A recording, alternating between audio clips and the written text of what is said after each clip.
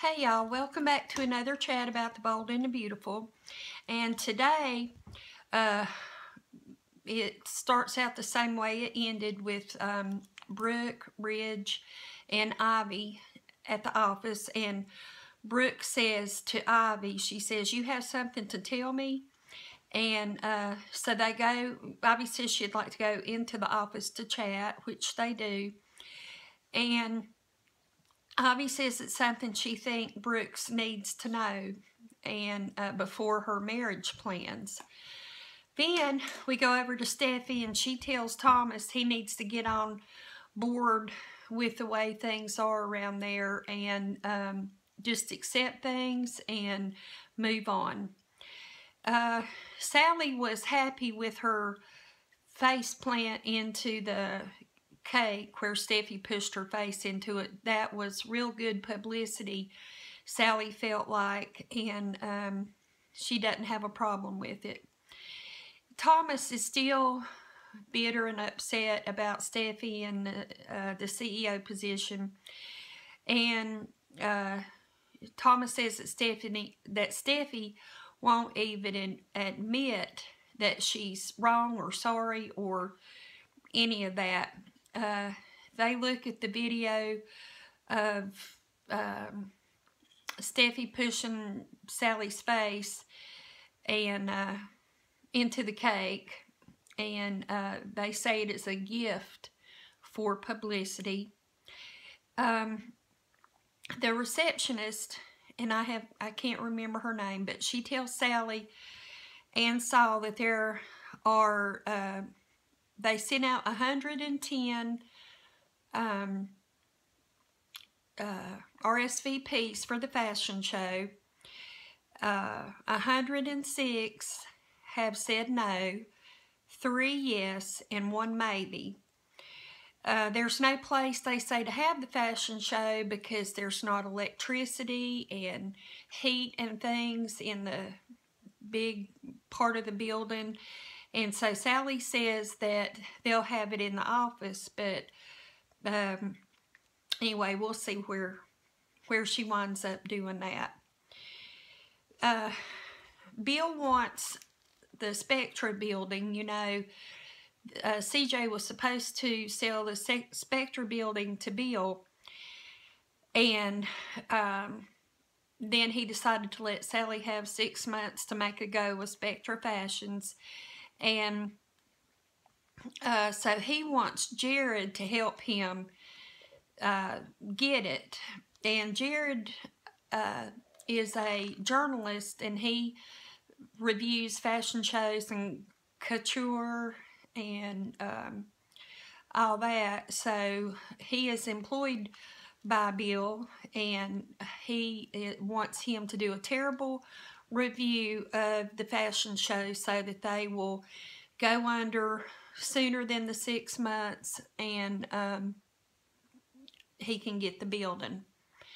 And Thomas is laughing at the Sally getting her face shoved into the cake, and so, well, Pam's standing there too, and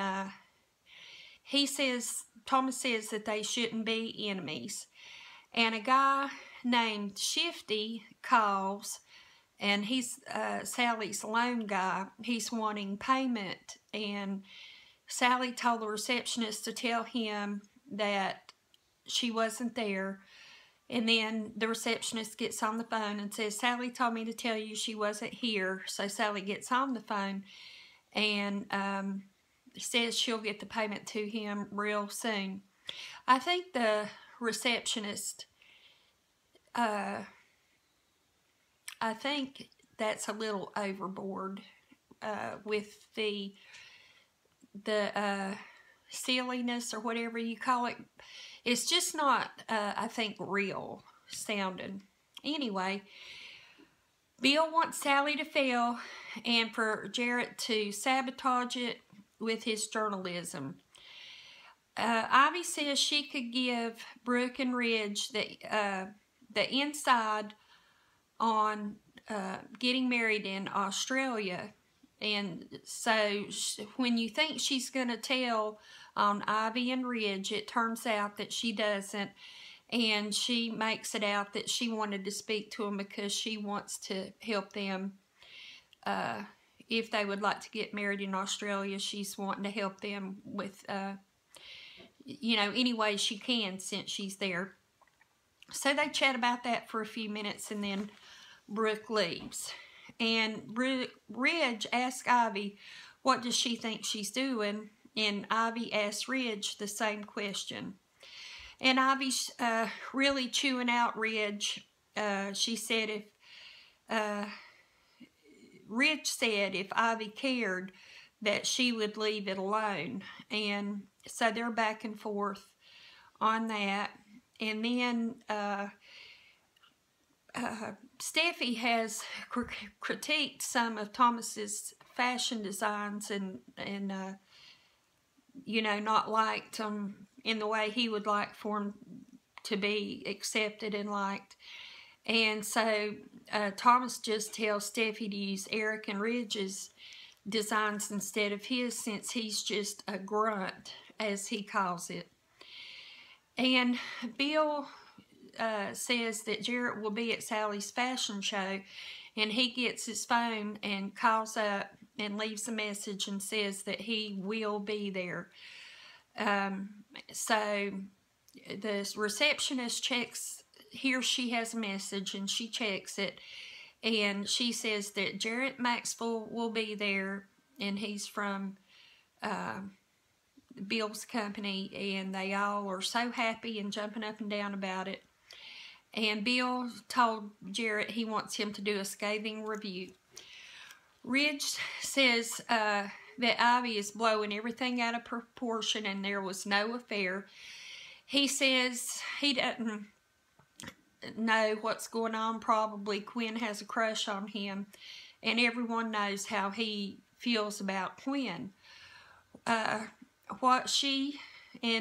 Ridge says that what Ivy saw was a couple people being stupid. Does she want to be the one to break the family up after they are finally getting along? And so Ivy kind of backs down a little bit and says that she will be watching Ridge and Ivy, but she, after Ridge spoke, I think she questions herself on how serious it was. So she's going to back down a little bit. Steffi tells Thomas she's sorry about his critique and she wants to get along with him and them be able to work together and all that. Bill tells Jarrett to give the fashion show its worst review ever. Jarrett says it will fail anyway, and he doesn't have to do that to them. Jarrett seems to have a conscience, and he doesn't have to do that to them because he feels like they're going to fail anyway. But Bill wants the land, and he wants it now. He says he wants Spectra Fashions to be wiped off the map. So that was the show today. I enjoyed it, and I hope that you did too. And so now we're going to talk about Pam. And her name on the show is Pamela Douglas, and her real name is Allie Mills. And, you know, Pam, she's the one that makes the lemon bars. And it's Eric's sister-in-law, I believe. Anyway, she was born May 9th, 1951, and she's 65 years old. She's 5'5" and married to Orson Bean. And if you know him, he's been on he's an old actor, and he's been on some game shows and different things. He is a film, television, stage actor, and author. So you'd have to be old like me to probably remember him. But they married in 1993. She has a brother and a sister, and she is known, or best known for her role as Norma Arnold, the mother in The Wonder Years. On Bold and Beautiful, she plays Pam, the sister of late Forrester monarch Stephanie Forrester. She began acting in 1965, and her first acting job was on a short-lived TV show called The Associates. opposite Martin Short. She played an attorney. And she is Orson Bean's third wife. She was on The Weakest Link, a special called Celebrity TV Moms, and was eliminated second. She has had a recurring role on Dr. Quinn, Medicine Woman, as Marjorie Quinn, Dr. Quinn's sister. She had previously appeared as a saloon girl on the show. She started Bold and Beautiful in December 2006, and after only a few appearances, her character went insane, was confined to a mental hospital, and disappeared from the show in 2007. She reprised the role during 2007 and 2008 and was added to the opening credits as a contract player in December 2008. And she has appeared in many film and television shows and movies. So that's what we know about Pam. So, tell me what you think about the show. Give me your opinions, what you think may happen, what you think about what already has happened, what you'd like to see happen, how you feel about the actors, and all that sort of thing. And I like to read that. I don't always reply. Normally I don't reply. I would like to do better on that. But anyway, I do like to hear what y'all have to say. So anyway, have a great day, and I will see you tomorrow. Bye-bye.